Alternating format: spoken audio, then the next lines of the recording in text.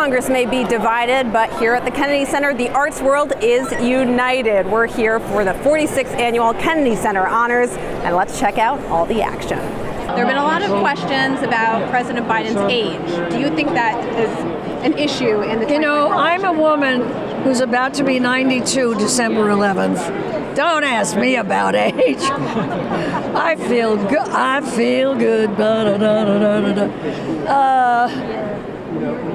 I think people are mistaking something with Mr. Biden, President Biden. I think that because he walks like an elderly person, which he does, they don't think this is working. They don't understand anything about old age. I mean, look at me. I'm older than he is. I could be president too. Come to think of it, right? Not a bad idea. But I think there's a misperception, and the other side is taking advantage of that misperception.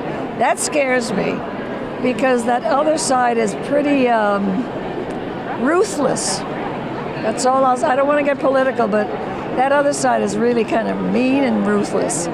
Do you ever get nervous performing in front of political figures? No, I see it as a privilege. I see it as something that, being a citizen of this country, that I can do to support them, to support the country. What's hard, that's scary, is singing on the stage of the Met or the Kennedy Center, something virtuosic and classical, because that audience is really tough. Looking ahead to 2024, is a potential Biden-Trump rematch, is that kind of harder for comedians in the sense you're kind of going through the same folks and maybe recycling the same jokes? Well, we live in an era now. I don't even do politics anymore in my act because I find it so, it's so funny. An audience is like an orchestra. If you're up there and you're getting laughs, you're getting these kind of laughs you like. Then you get into political stuff and it goes, it turns mean. They want to hear what the joke is. Wait, is it about my guy or against my guy? Oh, wait, is that funny enough? They're not thinking of the joke. They're thinking of the implications of the joke. So to me, I just don't do it anymore. I just find it so annoying. And I find the audience likes it better. Hopefully they come to a comedy show to get away from politics. The thing you don't get, I think we get enough of everybody's opinions. It's nice to hear a singer just sing or a comedian just be funny, If that's what you're going to see, you're obviously going to go see Stephen Colbert, a political comedian, although that's what you want. But a lot of times, you just want to hear a comedy, and that's what I like to do. This is our first Kennedy Center and Kennedy Center Honors, and we're coming here for many reasons, but above all, Billy Crystal, a real New Yorker. What do you love about Billy Crystal? He's a real New Yorker. What not like favorite movie? He's a real New Yorker. The arts are so special to us. He sings, he dances, he identifies with all of this, but it's such a unifying thing to bring us together, to laugh together, cry together, be inspired together, and to see the free expression that the arts are. So this is special. Senator Schumer told us this is his very first Kennedy Center Honors. Do you have any advice for him on what to do? Just enjoy. It's my 30th, probably. Again, for decades I've been coming to the Kennedy Center Honors to pay tribute to the arts and the artist. These artists are not just about one performance, like an Academy Award, about a lifetime of artistic excellence.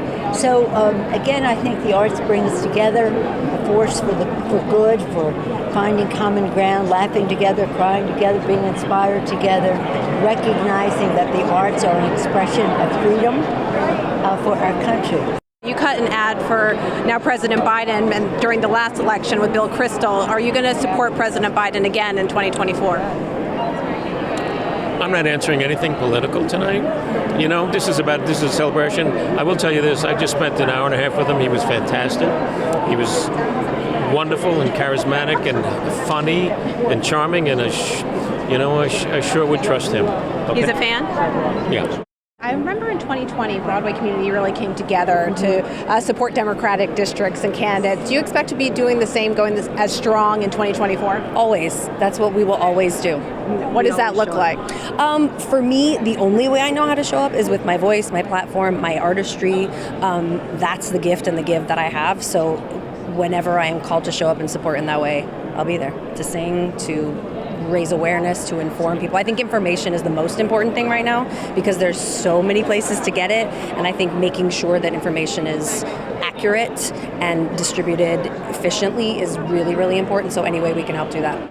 How hard was the selection this year and every year? Well, every year it is, we worry, and sometimes it's complicated, and this year it wasn't at all. How so? We knew that we wanted to celebrate hip hop.